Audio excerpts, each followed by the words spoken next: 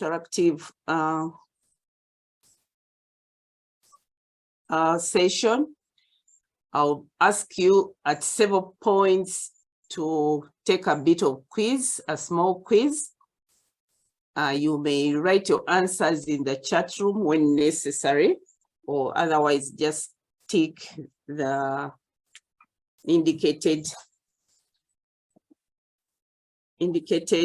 session. And before I introduce the speaker, I would like to ask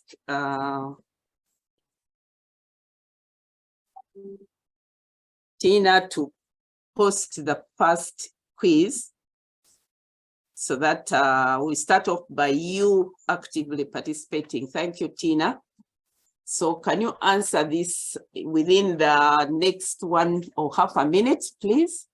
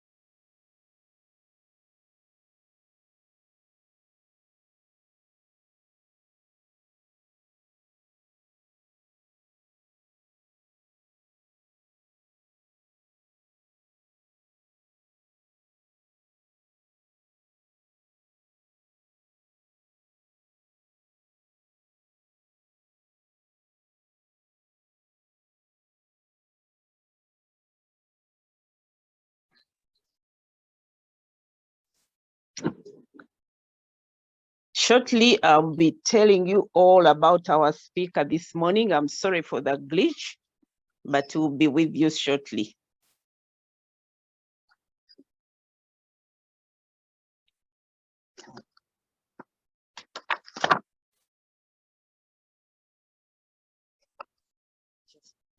Okay.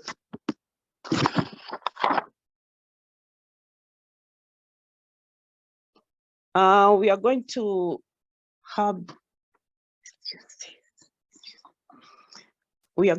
have a very senior medical doctor by the name of Dr. Patrick Kadama. Patrick Kadama, if possible, you'll have a look at his face shortly. But in the meantime, let him just say good morning to you, then I'll do the rest. Good morning. I hope you can hear me. Good morning, we're hearing you. You can hear me? Yes, please. Thank you very much. Thank you very much. Yes, we can hear you. But we Yes. can't see you. We can't see you. Yes, Where we are you? having a little technical glitch. Please bear with us. We'll show his face as soon as we can. Dr. Patrick Kadama currently is the Executive Director of the African Platform on Human Resources for Health. He's the Director for Health Policy and Planning at the African Center for Global Health. He's a physician by training and health economist with 40 years in health governance, policy, analysis, planning, and financing. He worked at WHO in Geneva, Switzerland for a long time as an expert systems and policy advisor. And before that, he was a commissioner for health planning in Uganda Ministry of Health. Dr. Patrick Kadama, you're very welcome to Purposeful Aging session this morning. There are about over 60 of seniors and caregivers, all very eager to actively share with you all about preparing for retirement and how best to adjust to life in retirement. This session is going to be very interactive with comments and questions as we go along. We've already had our first quiz. And now I would like to pose the first question. Dr. Kadama, briefly tell us, how long have you been in retirement?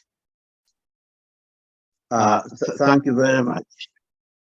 It's possible now that you can see me, there might be echoes. We are having technical glitches here. The computer actually failed. We have gone to mobiles. I make 20 years in retirement this year, since I retired from public service of Uganda. And in May this year, I make 12 years since I retired from the fraternity of the International Public Service Servants of the United Nations. In Uganda, at my time, one was eligible to retire with full benefits after 20 years of service, and that I did. And at my time, one was eligible to retire at 62 years of age from the United Nations. And again, which I did, there was an option to extend for 3 more years to 65, which I did not take. Yeah, thank you very much for that great answer. Could you enlighten those who are not yet retired, but are first approaching this phase? Tell them about some mental challenges and struggles you may have, or your contemporaries may have encountered during that time of retirement. Yes, mental challenges emerge in context of one's work environment. The emotional and mental challenges of struggling to switch off from a familiar work mode or environment and relax from it is real, especially in the very early weeks and months of retirement. Time management is another challenge.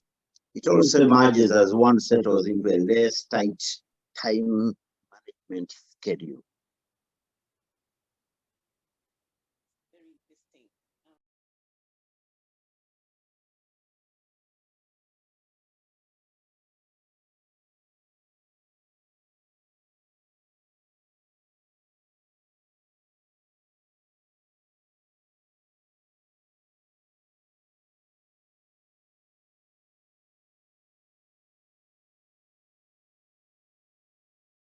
Difficult.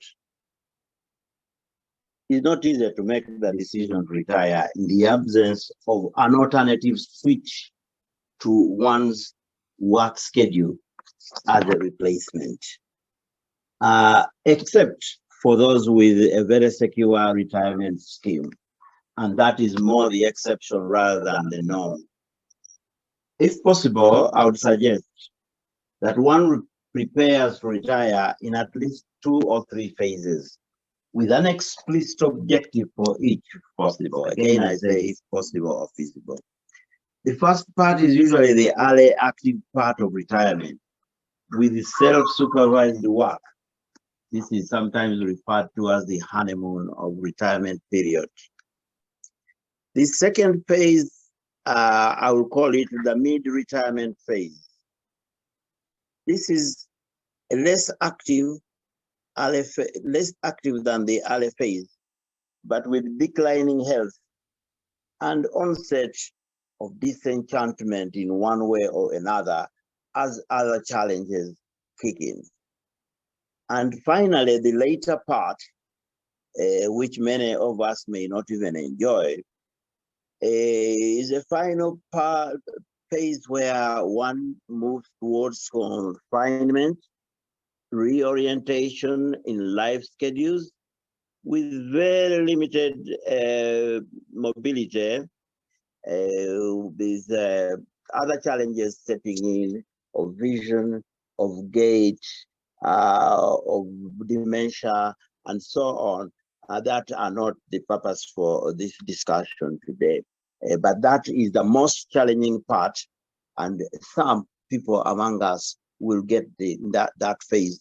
Usually comes between 80 and 100 years of age. Thank you so much for those of that outline of phases.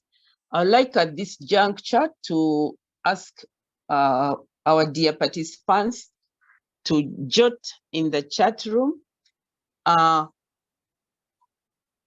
answer the question, have you thought of retirement yourself? And at what point in your life do you plan to retire?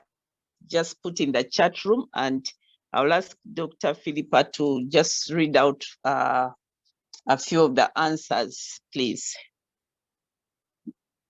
Just take a minute to write out, have you yourself thought of retirement? Or you feel you are still energetic and have a lot of goals you want to chase up and no time for retirement, not think of retirement yourself? So far we have one answer. Someone, Musa says yes, he has thought about retirement at age of 55. Okay, thank you. Someone wants to retire at 55. Is it Sheena says yes at 50. Please think Sorry. about that question. I give you another 30 seconds to give us your answer. Okay, Sheena says yes at 50. Again, Musa says 8 years to go for him to get to the 55 that he mentioned. Juliet is thinking about it at age 56. Someone, Jihan at 65, waiting to retire later. They are now, Stella is now 69 and waiting to retire later. Certainly, I have at 58. This is someone called Retire 65. They hope to retire at 58. Salome says yes at 60. Margaret at 45. Annette, yes, I'm already retired at 65. Sarah, yes, I have considered to retire and at 58. Gladys, yes, I don't think I will really retire, just have changes to lifestyle. Elysius, I have thought of retirement, but I look at it as a transition from what I do to something else at 65. Ivan is thinking about it at 65. Grace, yes, at 60. You can ask me to stop whenever you're ready, moderator. Please. Just if there are any more, please give us 2 or 3. Okay, I have thought of retiring, but I am not yet ready. I still need to prepare better. I'm 43. Then there's Medi, I'm planning to retire at 60, and they are now 46. Retirement is okay at age 60. Not yet retired, but will retire at 60, now 50. There are quite a number left. I think I'll look through them and post any other thoughts. Thank you so much, Dr. Philippa. At this juncture, Dr. Patrick, you've had the different reasons and ages for people, for our participants, in terms of when do they want to retire. Would you say it's easy to make the decision to retire? What suggestions can you give to help people prepare for this transition? One I'll comment on the answers I've just had, but that's the question I answered last. And I'll just repeat it for emphasis that personally, I think, and I agree with those of you who say, you look at it as a transition in the life cycle, retiring from one phase to another. As I said, probably one should be thinking in terms of planning to retire in phases towards one given life cycle that the God has given us. Is the article which some of you might have come across, famous saying several years ago about our journey from the womb to the tomb. I'm not just suggesting that we are just going to a tomb, but it's a cycle, and we should be active throughout and plan for each phase at all times. There are also papers that have been coming out about the impact of early retirement, and these are being challenged. Initially, we had about 10 years ago that early retirement is attended with premature exit from life. Those have been challenged lately. Longer data sets are now being looked at, and I think we shall have answers in not too long a time. But generally, looking at what everybody does and looking at what some of us did without even much planning, it looks like retirement goes in phases. There is a part when you can, or you are considered to have played your part in a given and role in a given setting or environment.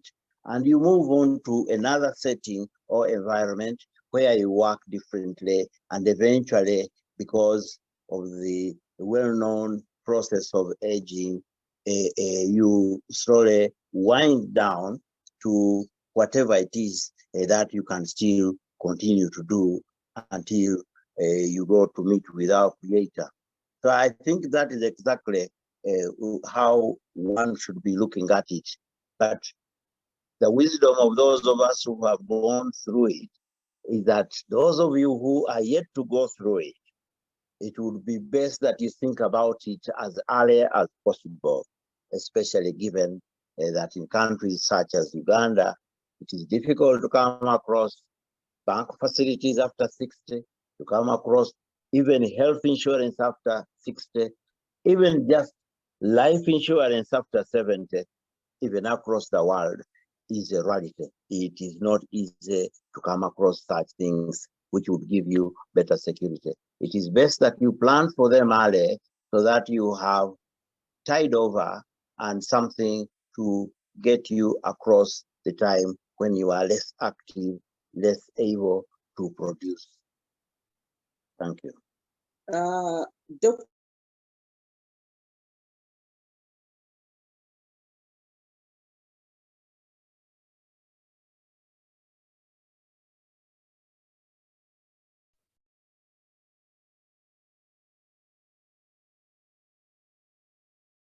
Moderator, we are not able to hear you.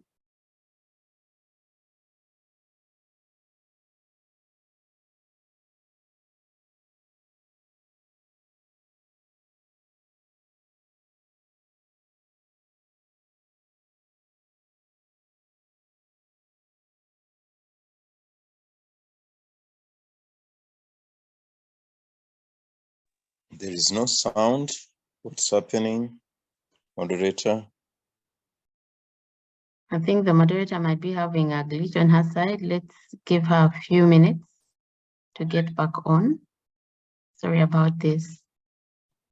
It seems she may have muted herself accidentally. Yes, it appears so. Let's try to get her to get back on. Please bear with us for a minute or so.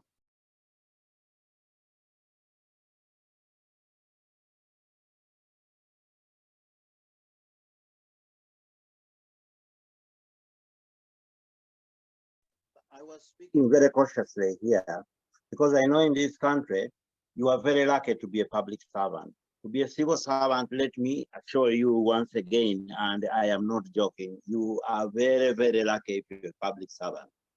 We have only less than 300,000 such people out of the 40, little more than 40 million population that we have in this country. You can well imagine that you are talking in excess of 39 million people who may not have the opportunity that you have in public service. In public service, you have schemes that we must now consider and begin to take interest in. Those who are in grades in the upper categories, I'll start with, you have schemes that you can join for pensions that are in the public sector. You also have, for those who are not in the upper scales or who are not lucky to be in public service, you have the opportunity to get into retirement benefit schemes. These exist, and we have a regulatory authority for them that is putting all this together for all of us to be able to tap into if we are in the formal sector, public or private. We have a very large informal sector, which also must be considered in how to retire. And that is why I talk about phases of life. A phase of life where you are developing skills, you are under supervision, and you are acquiring know-how. A second phase from which you retire now, usually between 50 and 60, probably some people are feeling a little earlier, and some people are later than 60. And this we usually refer to as formal employment, and where you garner the savings, investments that you have made during your lifetime of supervised skills application and productivity. And then you move into what I call mid-retirement time, when you are actually at the crossroads with challenges that involve the very well-known process of aging of human cells and the degenerative disorders that will affect your mentality. We call it dementia. It will affect the way you walk. We call it disturbances of gait. It will affect the way, but there are very many of them. But as I said, it's not the purpose for going into that. It's just that I have divided life into 3 parts, and mainly influenced by the article of From the Womb to the Tomb, where you have the first phase, the midlife phase, and the later phase, which is depicted in that article with someone walking bent with a stick. We usually don't walk like this these days, but many people in the later ages do have problems with their gait. They cannot run as straight as those who are at another. So at whatever level, stage, manner of employment, and sector of employment, we need to be thinking about the stage we are at and the stage we are moving into. And probably later on, one will talk about how to manage that. Thank you so much, Dr. Patrick.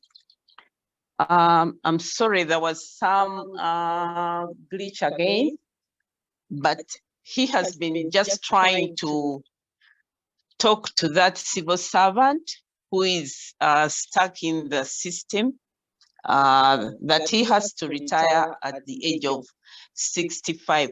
It's like when you are a civil servant and you are told that you retire at 65, you like focus at 65 and not outside that box, but he has done it very well. We do have to look outside the box and prepare ourselves for a peaceful retirement. Dr. Kadama, what are some good experiences you've had or seen others have during retirement? Are there any wow moments in retirement, or it's only tears and holding your head in sadness, missing everything you've been doing for the last so many years? Actually, the good experiences outweigh the bad experiences of retirement. And regardless of how you take it, and I'll probably be looking at the later part of this discussion, there is more time in an environment of one's choice with the family and grandchildren. It is even a matter of choice for you to actually take advantage of all these good opportunities. There is independent decision-making on lifestyle and working environments. Again, it is a matter of choice, and many, regardless of their predispositions, do take advantage of this. And actually, I would encourage everybody that retirement is not tears. In fact, it is a very welcome phase in life, although today we have the debate on whether it is economically viable, whether it is economically prudent for people to live long on this earth. This discussion is coming in as we enter into the phase of artificial intelligence, which is really blowing us off course.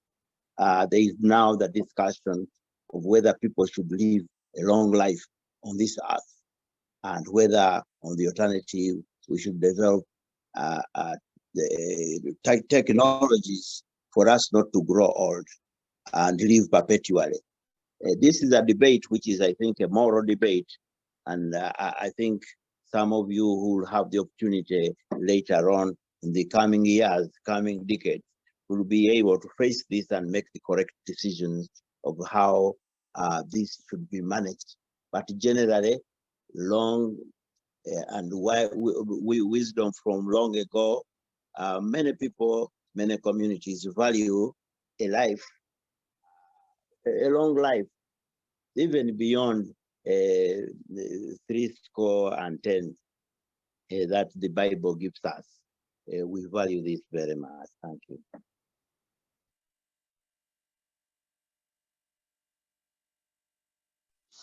Thank you so much for that.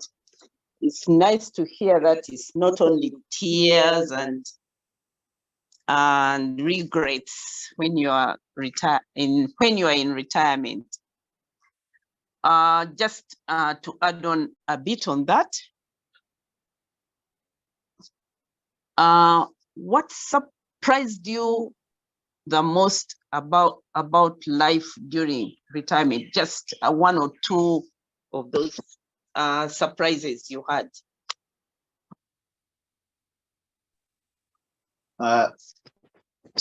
Really, it is a surprise. Let me tell you, for most of us, and particularly for me, it was surprising that it was time for me to retire. You go towards it, you have the birthday parties every year, but you are still surprised that it is time to go. There are people even who resist to leave the office. I still had the energy, or so I thought, and did not look right that I go off the scene. You get these mixed emotions, and their emotions, due to change, they will come. You fortunately get over them. It is a feeling that is minimized by retiring in phases. When you do it in phases, consciously going from one phase to another, as I said, with explicit objectives, as I alluded to earlier, you will have less of a surprise as you move from one phase to another.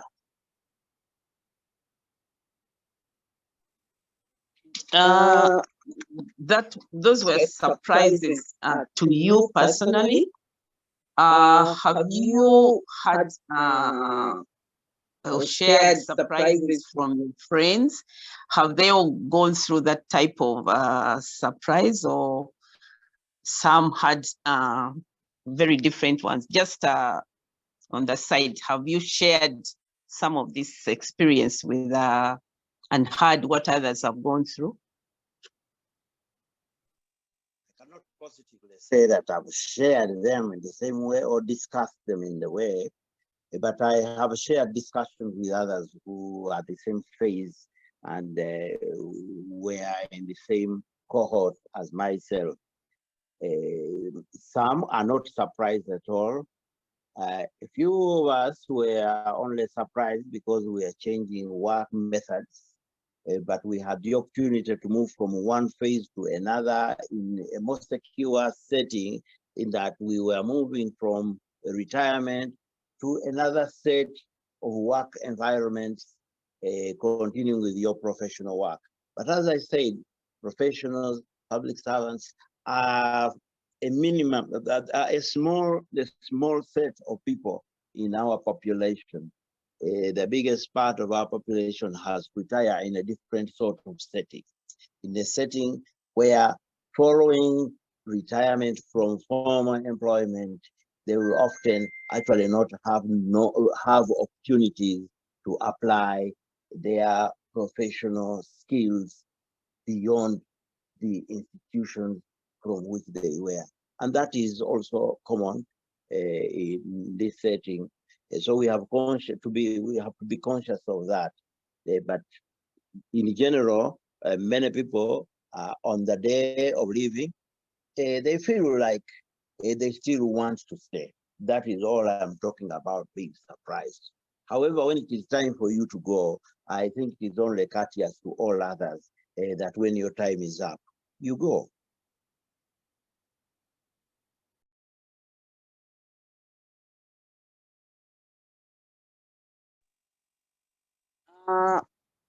Dr. Philippa, do we have any reactions in the chat? We want to have our participants coming in now and then. Okay, we have just one that came in much earlier when we asked the question about being prepared for retirement. Someone asked, what is retirement for the self-employed? And another question was, is retirement leaving formal employment or change in work structure? There's also a comment about someone who said, yesterday I worked on a 75-year-old woman who told me her mother still goes to the garden to dig. Yeah, that's what we have so far. Yeah, I'm sorry, you have to come in again one by one, as Dr. Kadama is taking them, or any other person in the audience might want to chip in at this time.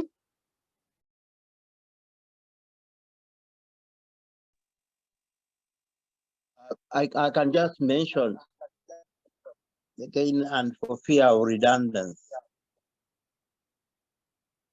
that whenever you are living one set of work environment, we say you are retiring from that environment. And these days, I am made to understand in a discussion I recently held in another webinar that the lifestyle we had and working environment of many of us of working 20, 40 years in one place is not something that people do these days. People these days work for 3, 4, 5 years and retire into another job, work another 3, 4, 5 years, retire into another job, and so on and so forth. So the traditional perception of retirement from, say, public institutions where you have worked for a minimum of 20 years is not what is being applied in that sort of setting. So technically, if you want to say that changing jobs is not retiring, I think you could be quite right. Maybe you just resign, or I don't know what you do when you are changing these various environments. But in life, we have the stage of youth, we have the stage of mid-age stage, and we have the elderly. Now, those three stages you must prepare for, or they should be prepared for by all. Either someone prepares it for you, or you prepare yourself for it. As you retire from your youthful work environment, you're going to middle age. And as you retire from middle age, you go into what we usually call formal retirement, where many institutions in one side of the Atlantic does not usually employ you. In the US, there is no retirement age, I'm told, in many states. So the whole concept of retirement is personal. That today I am stopping to do this work, and I'll be sitting at home only looking at my grandchildren as my next form of activity, and so on. We may have different ways of looking at it, but whichever way you look at it, let's plan carefully to see how we shall meet the challenges of upkeep and well-being for good health at any of these three stages.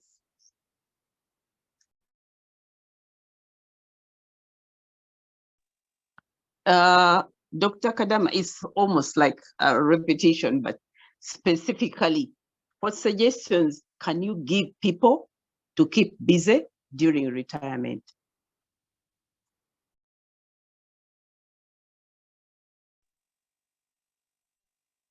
This has changed a bit. The thing is, during retirement, it is a change of phase, depending on your state at that time.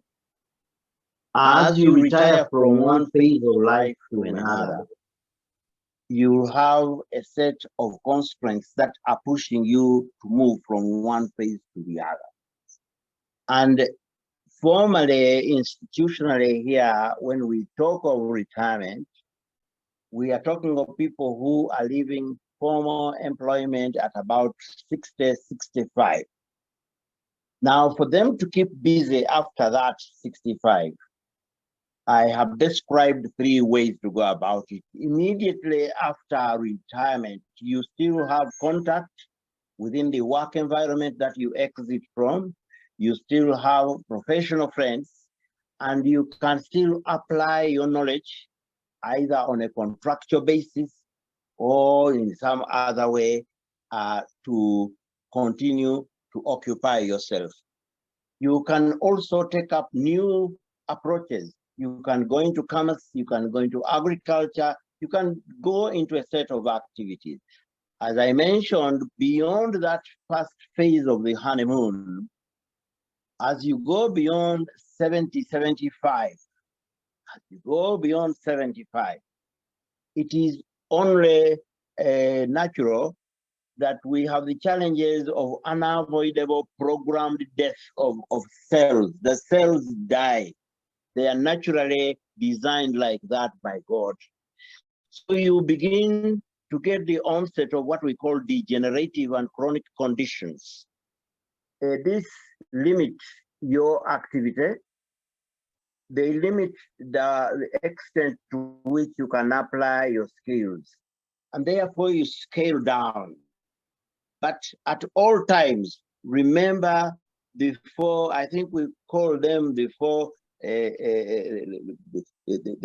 four cardinal features of good life in retirement.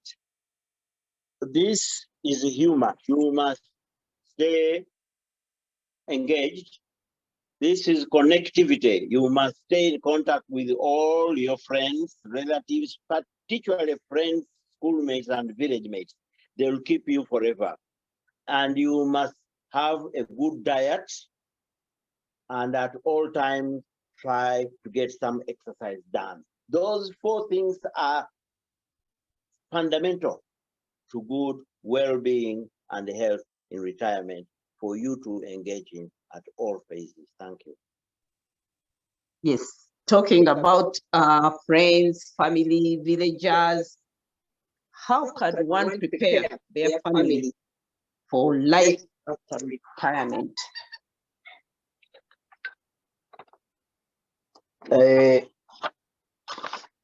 This is a difficult question. As I've just done the challenges, touched upon some challenges, in a simple way, we sometimes say the means of exchange of goods and services is called money. It is a challenge that emerges in the context with one's circumstances and progresses through the phases, the 3 phases of retirement that I alluded to earlier. But one has to anticipate them, because the means is actually a construct. It is a social construct of how goods and services are exchanged. So in light of this, we have to anticipate those financial challenges and plan for them in one's life cycle, across the entire life cycle. Many of us speaking today, including myself, we did not do this, we did not have the knowledge. We are just beginning to learn. And that's why I say it is critically important for those of you who have not got through the cycle, or who are not yet as deep in the cycle as some of us, to take note. I think one has to prepare in such a way that your family, right from the beginning, needs to be in a secure environment. Now, at that stage, you are not even thinking in terms of retirement, but it is security for future life. And retirement is all about security in the life cycle phase that is towards the end of your life cycle. So one requires to ensure that at all stages, we keep that connectivity within the family, that we encourage within the family a dialogue about how we manage assets, both in the traditional sense. There are people who talk of Vijaya. The Vijaya is a place where you have your ancestors, where you have your ancestral homes. Very often, this dialogue excludes the younger members of family. They go into education, and the education is lacking of responsibilities within the family and society. So there is a dissociation in the education system between society and what people learn in school. This gap needs to be linked up, strengthened at household level. It is at that level that people will learn to pay attention to elders, to pay attention to those who are transiting out of midlife towards the elderly level of life, so that adequate provision is made by those who have means to produce, in addition to any savings that elders would have made, any insurance schemes that they might have had at that time that are paying off. Like I said, insurance schemes are not very good for people who are very old. They don't have access to those resources. But if they have pensions, they join these schemes early, that children begin to learn about it early, it will be very beneficial for future generations, because these retirement and I think they are called terminal benefit schemes only work well when you start them early. So at the time you are starting employment, work, and so on, that is coming out of your teenage, if we teach people to begin saving and moving into retirement benefit schemes, into pension schemes, we shall in future, in the next 50 years, 40, 50 years, 60 years, have a secure retired population. Now, all of us will have to do this consciously through our family setting, through our participation in society, in whatever role we might be participating, in order to make sure that what I'm talking about becomes a reality. It will not be a reality. We are going to face a danger if we don't start on it early by teaching in the home, in the family, having the dialogue in the family for what I would call investments that will support the future family. Thank you so much, Dr. Kadama. This has been very touching, especially on people who are in the urban area.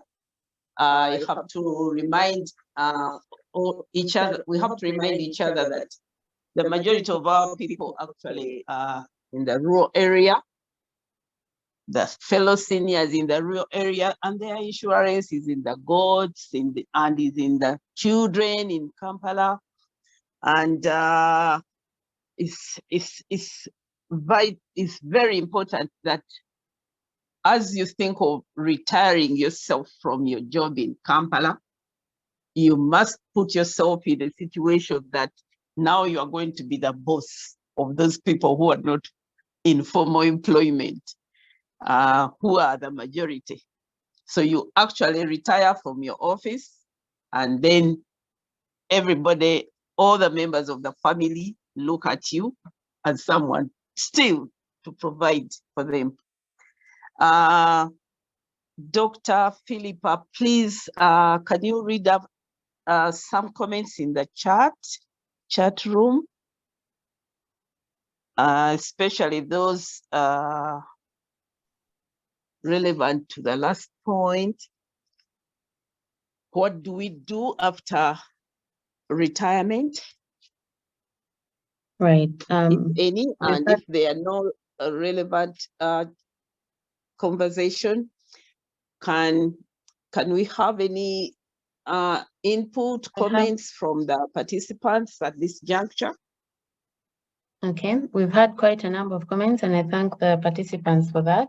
Following on for the last discussions we've had with him, Busu has an interesting questions. He's asking, what is the best way of pursuing the phased retirement journey? When do you start? What productive ways should you invest in? How do you even select the right people to work with in this context? And how do you figure out the right way? And how do you figure out the right day or moment to exit the workplace with less trauma or emotional shock? Maybe you could speak to that. The others before were comments, not questions. We can read them at the end. Should I repeat that or? Yes. That is a very challenging question. But again, it is really a question of framing. I probably, when I was preparing this, I had started with the slides, which I have not shown. But the point is, retirement planning should be started as early as you enter your working life. So as soon as you are no longer a child, you must learn that you are on a journey from the womb to the tomb.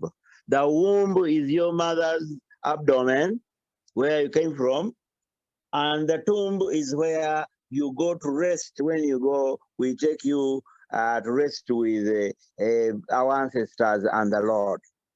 So the moment you leave the category of childhood, please think about where you are going. You will go there. This is a predetermined journey. The day you are born, God has charted out a way for you. You must think about it. Unfortunately, many of us don't. And the family discussions do not encourage this dialogue. As I said, we must begin to encourage this dialogue. Early transition to responsibilities within the family, so that children, as soon as they become of working age, are not just responsible for their individual apartment, they are responsible to family and society. So that as they transition through the phases, they will transition to a time where we shall probably develop social mechanisms such as national pension schemes, where everybody who reaches a particular age is entitled to a national pension that is enough for them to live on, and they have somewhere to stay. At present, we have more or less privatized this to the level that it is within us as individuals to do all this planning. There is no social component that is extending that far, but we are making very good steps right now because, as you know, we are beginning to pay the elderly. There is a small scheme to pay them. It is still in pilot phase, but it is good to hear that somebody has begun to think that when people are being born, they grow old. And when they are old, they are no longer as agile. They are not moving the same way.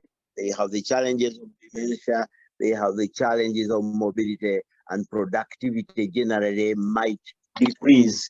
And therefore, there has to be resources from the more able to support those who have transitioned there. The second mechanism we have is that during working time, we put something aside so that for that rainy day when we are in the elderly group, we are able to take this. So it is not something that has a switch that you turn on and off. It is a continuous process that we must begin to teach within families. It is very unlikely that it will be taught in our type of education system that we have today, but families will be the link to give these values to life, to give these values to application of skills in order to sustain a family life, so that we are able to go from one stage to another. As I mentioned before, the values today have changed. I've been told that in many developed countries, and that this is now coming to developing countries like Uganda, people no longer hold jobs for decades.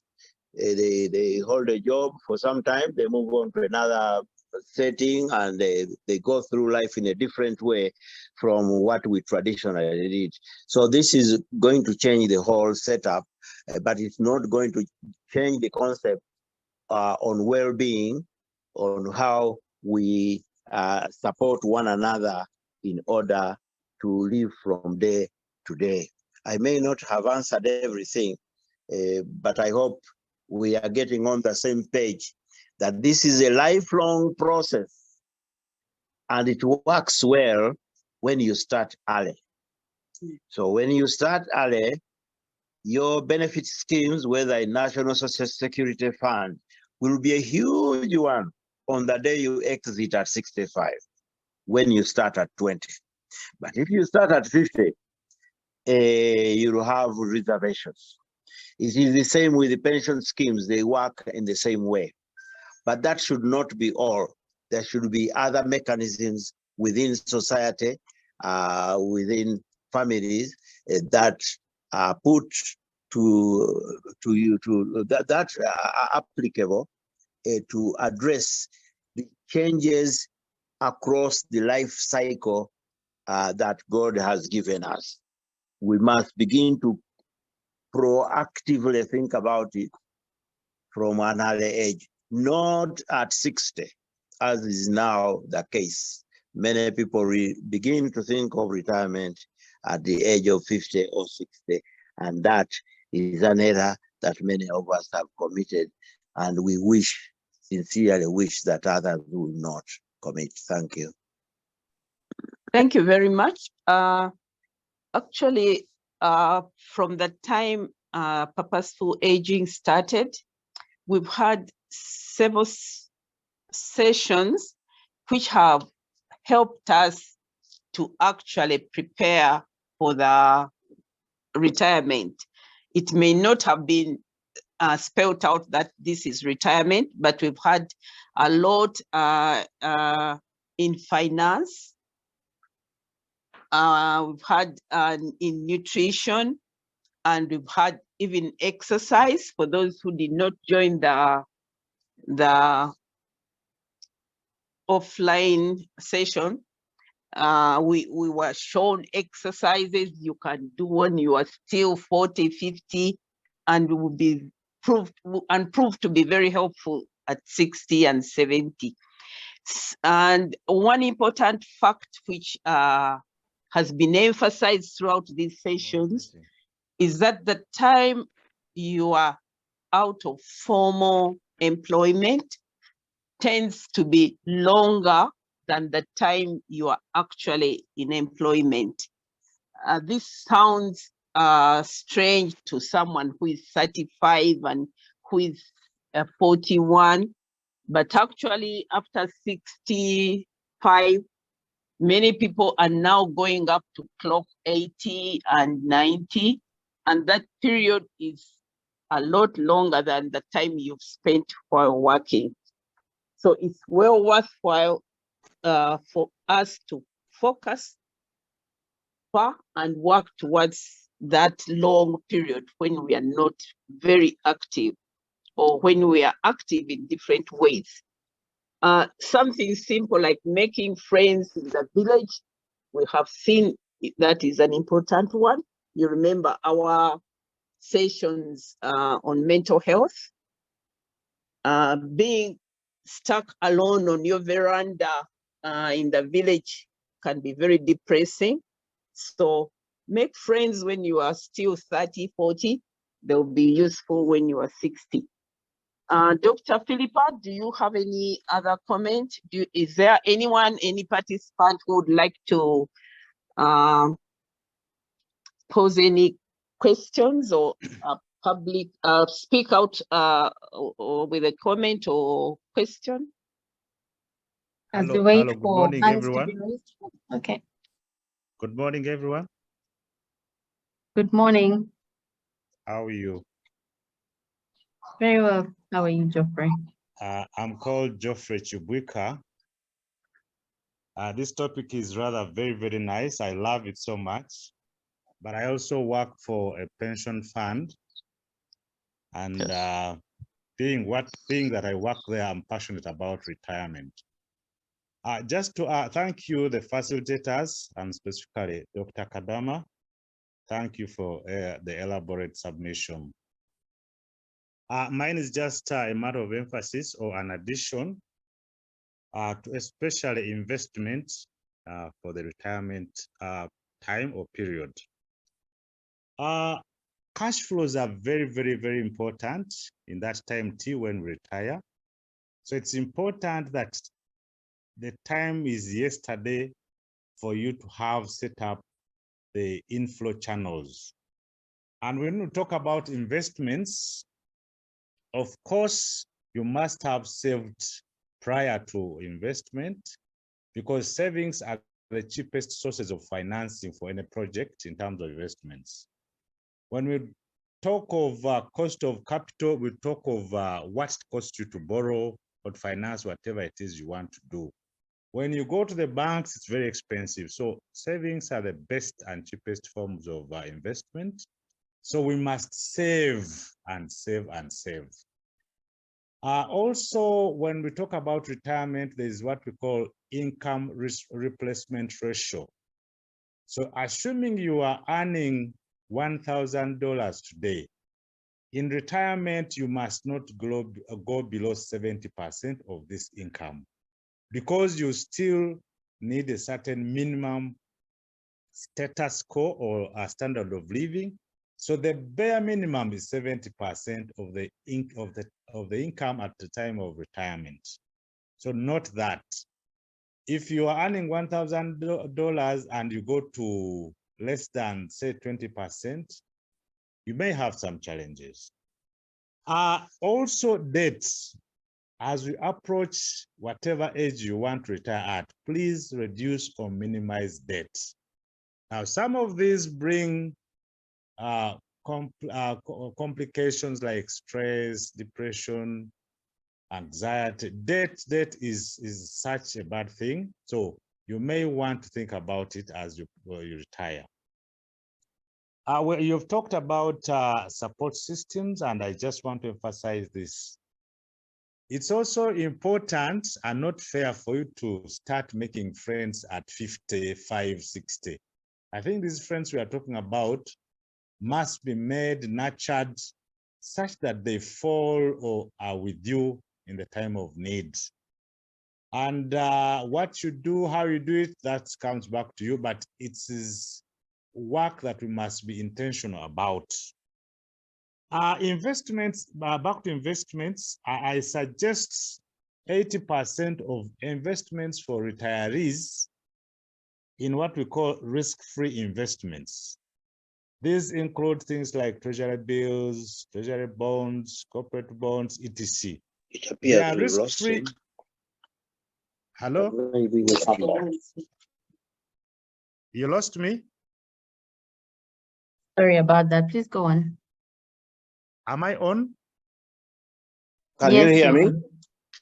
Yes, I can hear you. I was talking about investments. My Oh, yes, you're thinking back is, my thinking is in terms of investments in old age or retirement, 80% of our investments should be geared towards risk-free investments. What do I mean?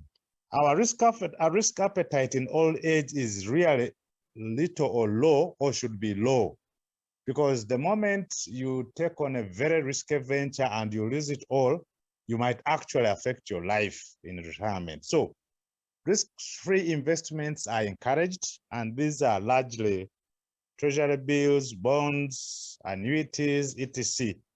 Why are they called risk-free? They are risk-free in that you are assured of the return with simple passage of time without you having to hustle so much.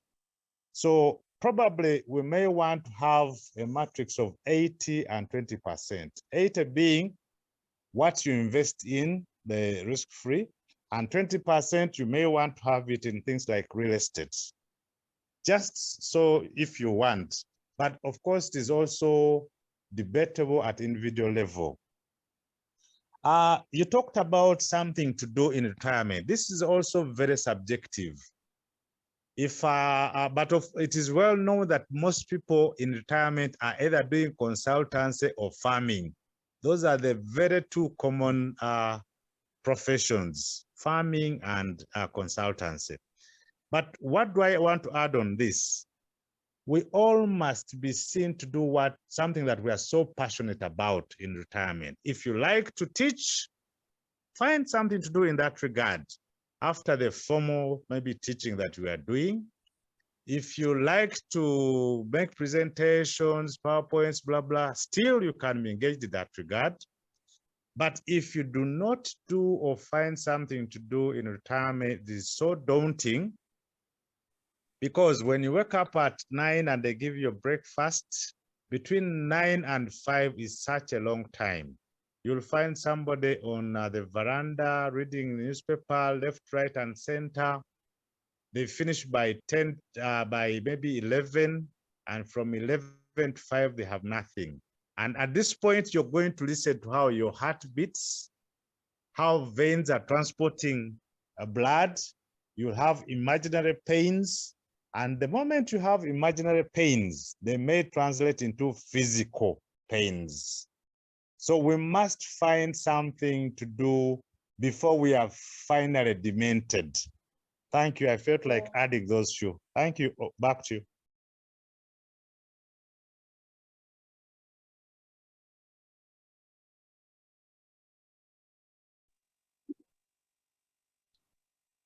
Mr. Thank you so much. We seem to have lost you, but we recognize the very useful input.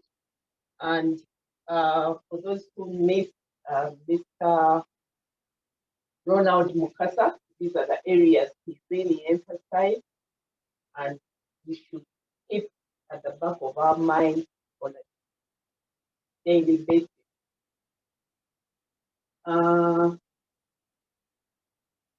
Dr. Philippa, do we have any other comments or contributors who would like to? Yes, we had several comments. Just before I read them, maybe we could ask Dr. Kadama to talk about a question asked by Achiro. She wanted to know, how can someone who was surprised by retirement get their life on track with ease?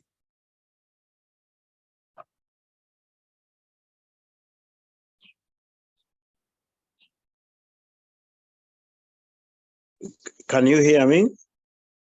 Yes, we can. Can you hear me? Yes, we can. Yeah. So getting back on track is a difficult question. As I say, the factors that determine a good life and survival in retirement. I mentioned them. Probably I was very, very fast. But as I said, one, you must invest first in good health and well-being. This averts enormous healthcare expenses and saves you a lot of money, and you can live all the very minimum, the bare minimum. You could live on it if you invest in good health and well-being. Secondly, bring family and friends closer for happiness. This will ensure that your well-being and health are in a context and environment which you appreciate. We have said before, the 4 elements that we require to be in good health and to have a happy retirement are humor, exercise, good diet, and the state of health within which you are. If the other 3 are there and you are unhealthy, you will not feel good. So all 3 must be combined, and studies have shown lately, long-term studies have shown that what determines your enjoyment of retirement and long life is not the amount of money you have. It is how close you are to friends and family in society. You recall the words of a very rich man who died at a hospital with a lot of money. He's a huge inventor, owner of Apple, the guy, like Steve Jobs. He was in hospital. And what he missed most, why he did not enjoy the terminal parts of his life after he had retired because of ill health, was because he did not have friends and family close to him. He had everything else that you are looking for. So don't look for just money. You'll get money and regret it, like he did on his deathbed. So please, let's make this a networked system that you set up for your future life through your present connectivity to last you and look after you, for you to get connected, related in good humor and in good health up to the day you breathe your last. I don't know how else I'll be able to put it, but I was very careful coming to the word money. I explained to you what it means. that it is a medium of exchange between goods and services. Focus on the goods and the services through family and friends. You will have a good retirement and a happy retirement, regardless of your level of liquidity, if you maintain good health. I thank you. Thank you so much for I'm sure among the items to include in happiness, we must include our spiritual health or spiritual side of our life. It also makes a big, big difference and should be considered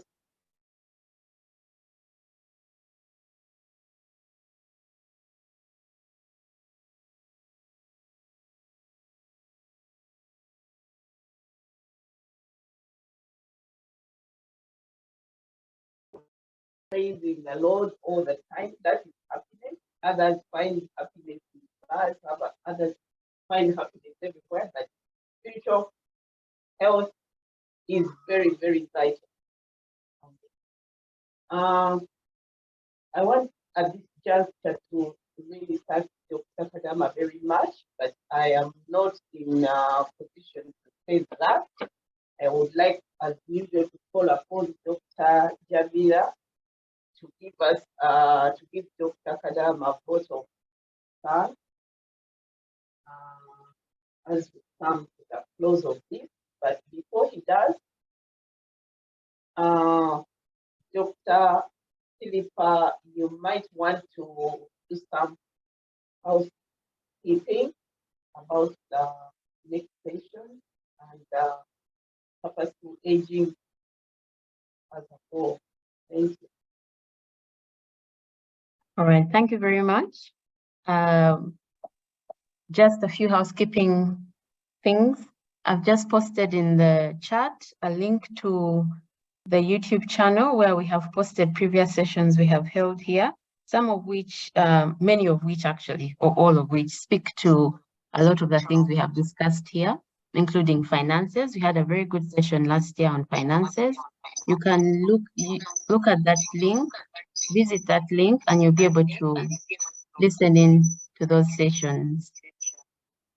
Furthermore, like always, we pledge to continue having these sessions at the end of each month, the last Saturday of each month at 10 a.m. And our next session will be in March, at the end of March, which will be the 25th of March this year. And it will be about sexual health among seniors. So please look out for the call for that and be sure to attend that. Thank you. Over to you, moderator. Thank you so much, Dr. Philippa. Is Dr. Javila able to wrap up this session, please? Yes, thank you, moderator. And good morning to you all. And I want to take this opportunity to thank everyone that has attended. Special thanks to Dr. Patrick Kadama, who has given an excellent, I think this is, I'll call it a summary, because there's a lot more to talk about things to do with retirement. I noticed the numbers were quite big compared to our previous sessions, probably because this is a very pertinent issue that touches each and every one of us. And the take-home messages, I think if I could summarize just a few, and many of them have been summarized by a number of people like Madam Victoria Sechitoleko and the others. As we plan for retirement, we need to start as early as possible. And I think Dr. Patrick Kadama emphasized and re-emphasized that point, that we start as early. Now this goes to the children, as early as you get out of school, or better still, when you're still in school. We need to mind our health. And within that, there is a lot, exercise, mental health, I noticed Professor Noli Nakasuja was on, and she emphasized this many months back. We need to develop good networks and relationships and keep in touch with family as close as possible. Those are your closest allies in this game of retirement. Exercise is key. One of the last presenters mentioned that when you are bored at home, you're going to get all sorts of pains, even when they are not there, because you have nothing to do. And then we need to keep as active as possible. So it's not a game of only money, but it's a game of a combination of all this. So I want to take this opportunity to thank you all for attending. I also saw quite a number of my teachers. Thank you all for attending. I saw Professor Biachika, Professor Mangeni. Thank you all, and the rest of the team and the organizing team of Purposeful Aging. Thank you for getting this done, and we look forward to many more interactive sessions like this. Thank you, moderator. Back to you.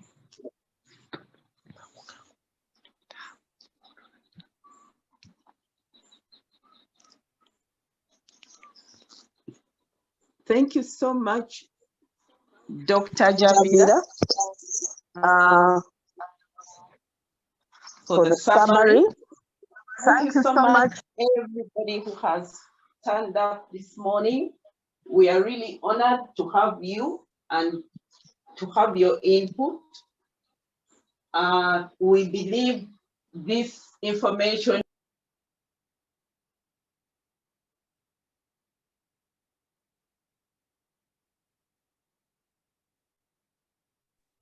they purposefully age as advised by the various speakers in the various sessions we've had.